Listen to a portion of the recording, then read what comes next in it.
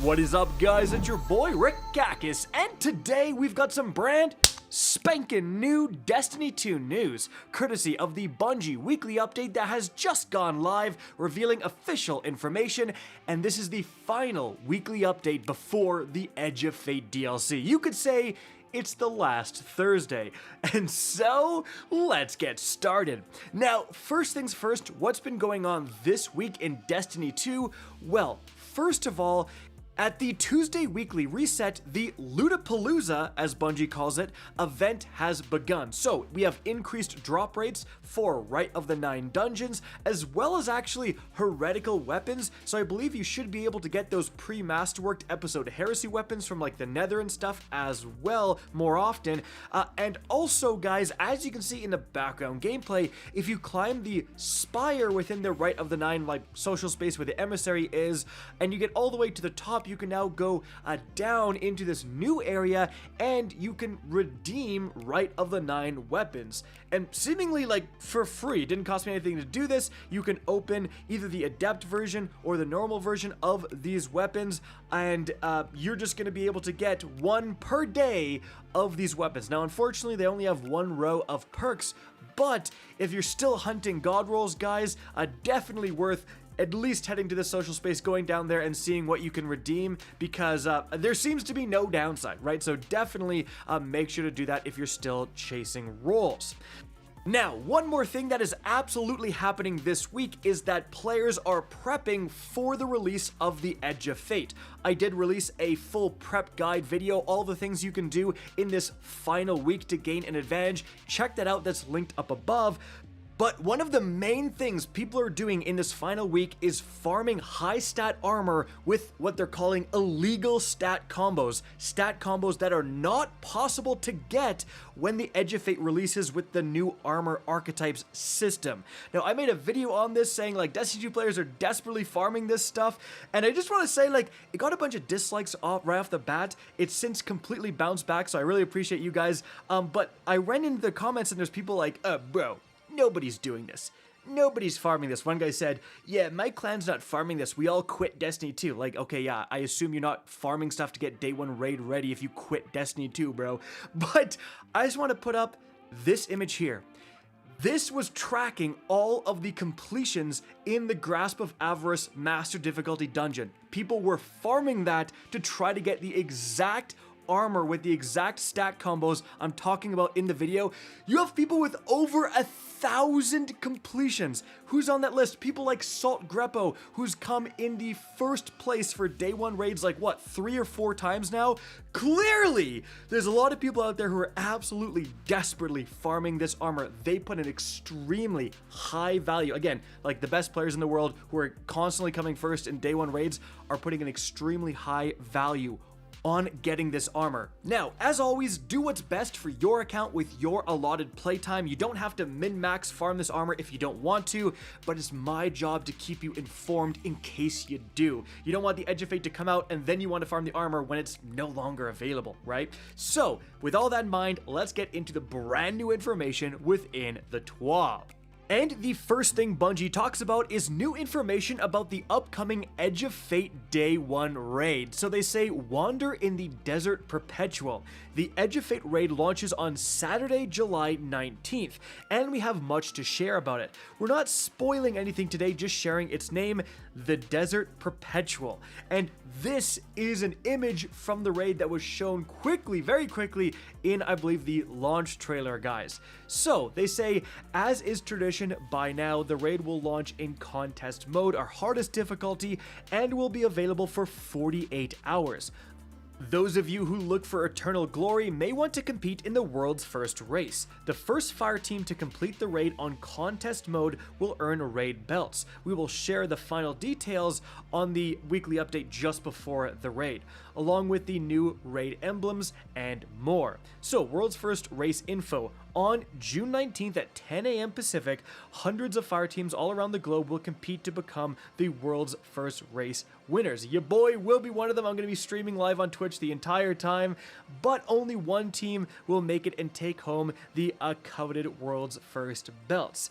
We have some key details to help with your planning, including requirements for raid entry and updates to the world's first race completion criteria. So here are the details.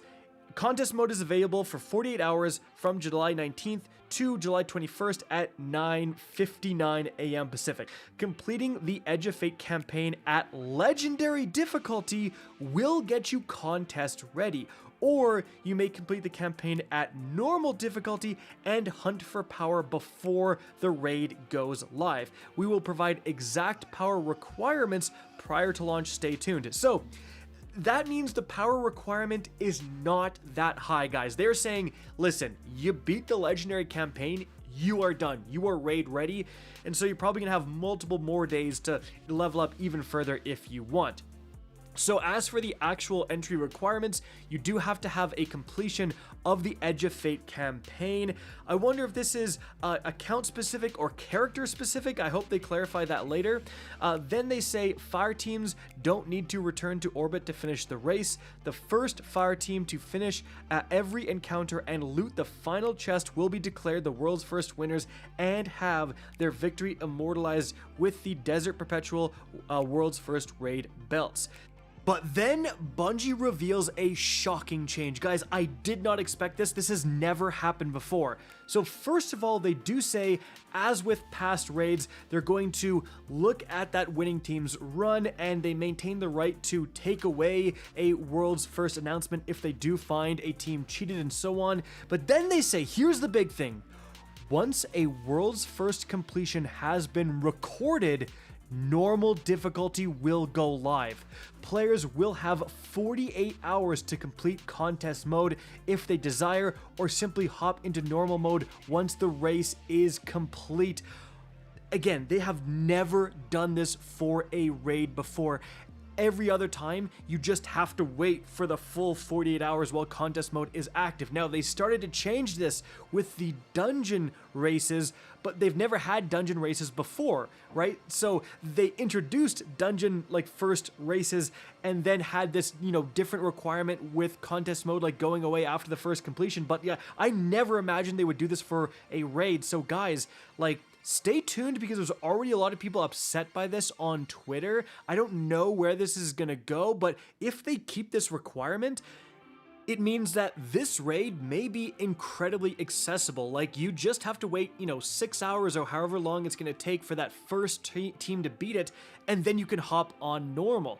For me personally, I do it for you guys. To be honest, I do it so I can get the guide out to help you guys as quickly as possible. So I might just hop over to normal as well, pump out the guide, help as many people struggling with the mechanics as possible, and then hop back on to contest mode to try to get the emblems. But crazy change, guys.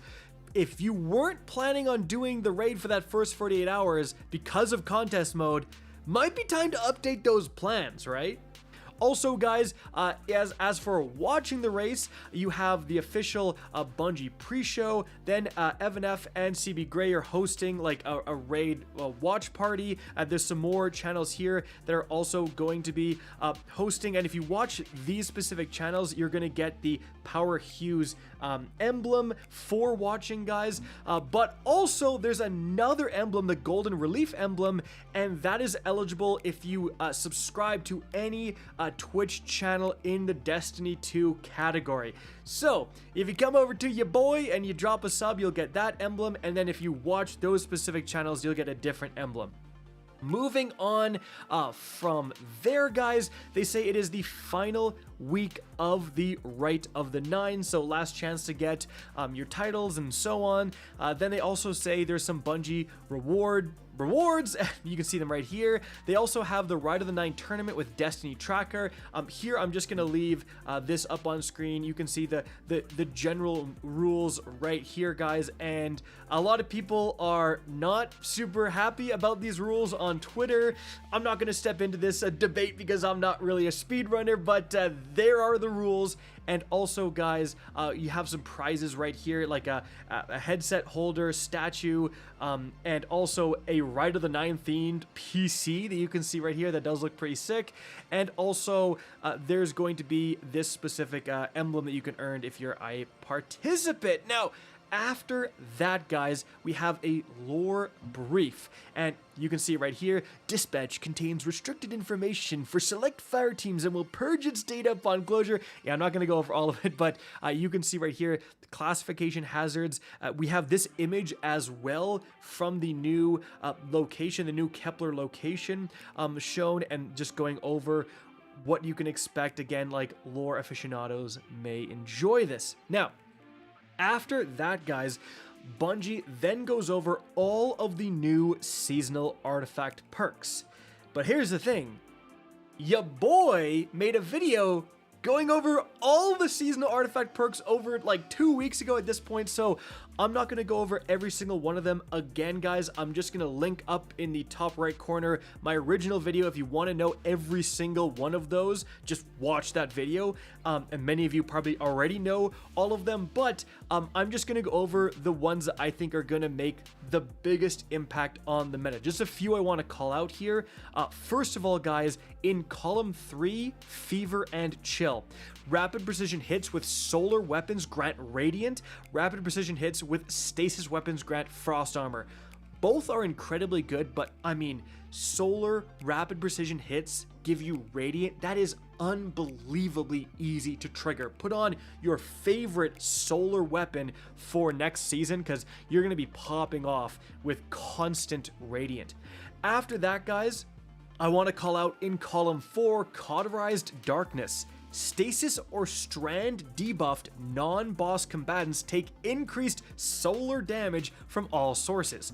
Now this seems tailor-made for the Consecration Titan, so just keep that in mind, guys. Like, I mean, that's perfect. You throw your Stasis Grenade, you consecrate, now you're getting even more damage. They're changing how melee calculations for damage work in the game, but this may offset some of that for sure.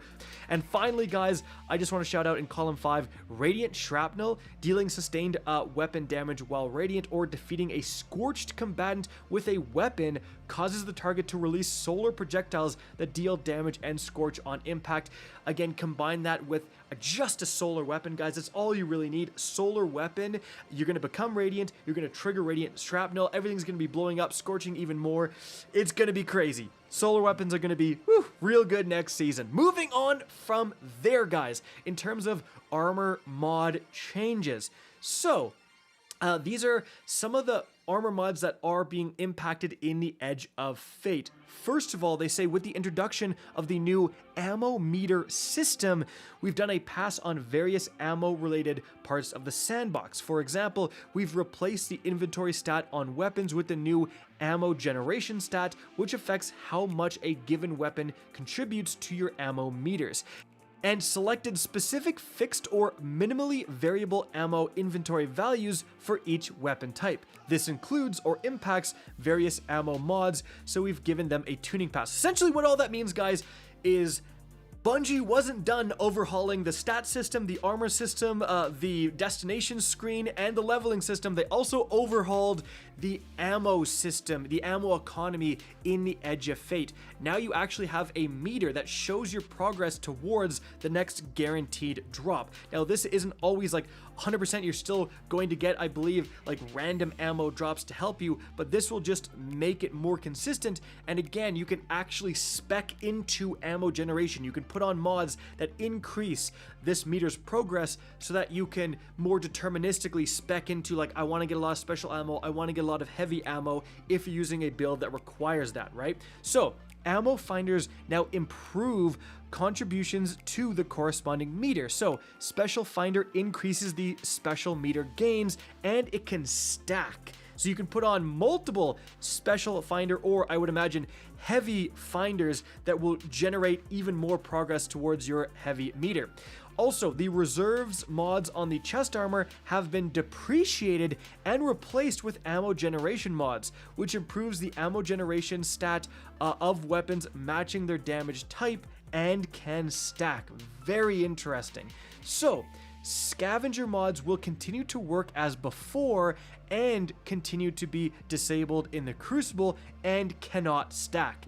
And finally, RIP Scout mods, they've been depreciated. After that, guys, they're changing existing armor mods to correlate with the Armor 3.0 stat changes. So first of all, armor mods that influence stats, such as the plus 10 stat mods, artifice mods, and font mods, have been converted to use the Armor 3.0 stats. And what that just means is that if you have plus 10 mobility mods, well, now they're going to give plus 10 weapons. Like, they're all just converting 1-to-1. Also, basic armor stat mods all now have the same mod energy cost. All plus 10 stat mods cost 3 energy, and plus 5 stat mods now cost 1 energy. This is actually quite big, and it means that, you know, if you have plus 10 resilience, plus 10 recovery, all that taking up 4 of your energy sucked, guys, but now they're all plus 3. Now, again, they're changing. Recovery is class, resilience is health, but that will free up a lot of energy slots in your armor starting in the Edge of Fate. Not to mention, once you get tier 4 or above armor, you have 11 energy also, so you have even more armor mod combos to play around with. Now, Bungie says, since their value is heavily tied to the value of the stats they grant, font mods have historically been ineffective compared to other options. However, in internal playtests, the Armor 3.0 stat rework catapulted them to complete dominance. Even with this adjustment, these mods remain notably more potent, so essentially, they've reduced the benefit granted by the font armor mods from currently plus 30, plus 50 to plus 60 to now plus 20, plus 40, plus 50. So, minus 10 stats overall, not the worst nerf, because yeah, the font armor mods are going to be goated next season, because now that you can get over 100, you're going to be getting damage bonuses, right? So imagine you put on a grenade font mod, you have 100 grenade stat. Now when it's active, it's giving you bonus grenade damage. Like, it's giving you up to 150 grenade, which gives you a significant damage bonus, guys. So yeah, font mods are going to be like must uses next season.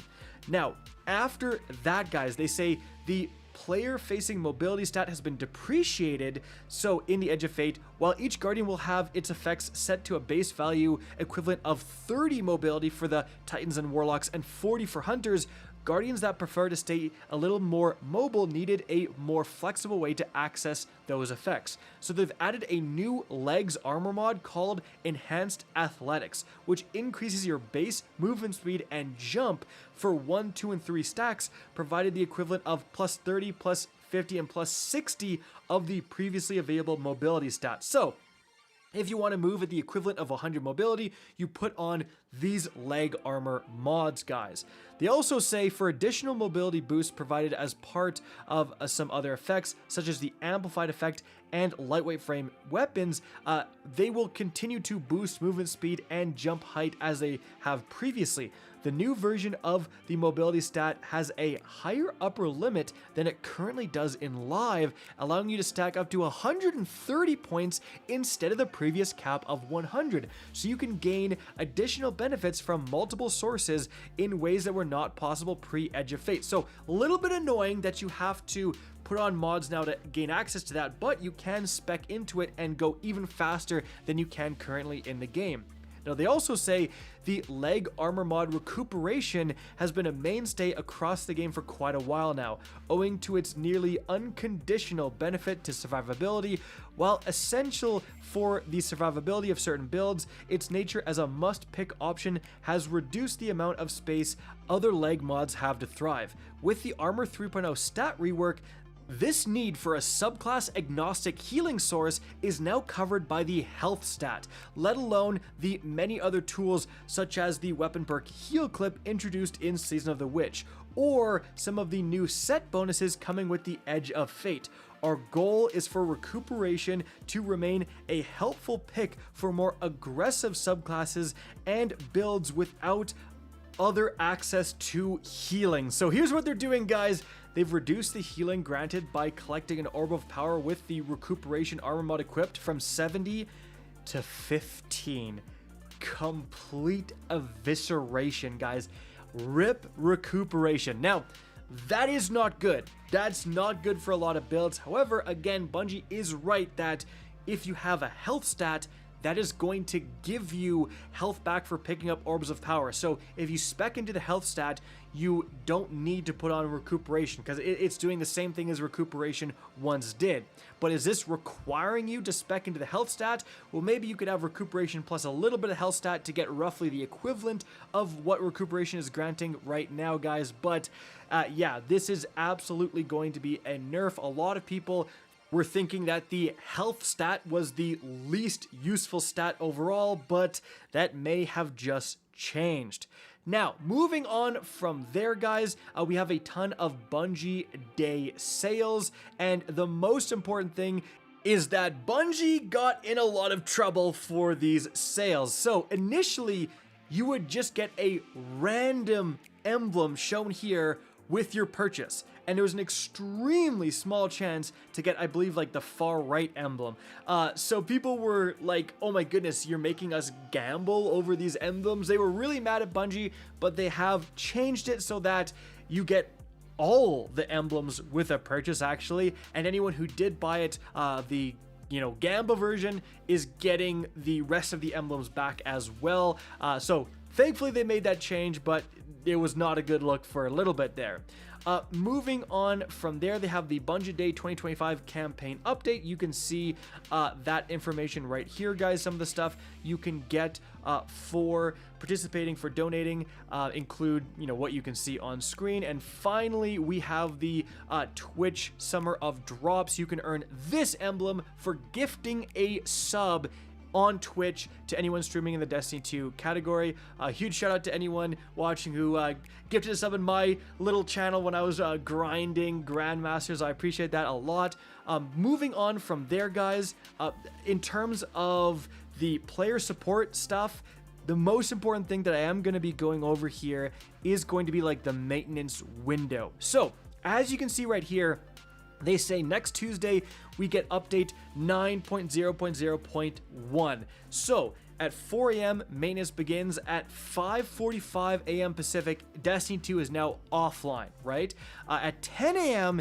it's being brought back online. So that is reset. So it's not going to be offline for the entire previous day as it sometimes is. It's apparently going to be back online for a reset. We'll see. Some of these DLC launches are absolutely calamitous in terms of letting you actually play the game, so hopefully this one goes smoothly. They also talk about preloading. So in terms of PlayStation, they say in an effort to decrease server load, some PlayStation users may be able to pre-download starting on the 13th. And also they talk about Xbox and Steam, Epic Game Store, Microsoft Store, just a lot of the information about if you want to preload, guys. In terms of the storage requirements, here they are. Now, there's something standing out here, and it's Steam and the Epic Game Store with the insane amounts of storage space needed. Now, they do actually say includes the current installed version of Destiny 2 plus the update equals a ton of stuff, I guess. So hey, if you're on PC, make sure you got those those big hard drives, because that's insane. PlayStation 4 actually also, I think what they're saying is PlayStation and Steam and everything like reinstalls the entire game for some reason, so it's not just the new stuff. It reinstalls like all the old stuff, so it requires you to have that much storage. But there you go, guys. They also say claim your seasonal rewards. All this stuff you see here is going away on July 15th, so last chance to get it. That is it for the video. Hope you guys enjoyed it and found it informative. If you did, please remember to help me out by simply rating and especially sharing this video. If you guys want to see more Destiny 2 content similar to this, don't be afraid to slap that subscribe button. If you want to get in touch with me and keep up to date with the latest channel activity, the best way is to follow me on Twitter at RickCacus. That is linked in the description down below. Again, I hope you enjoyed the video, and as always, have a good day.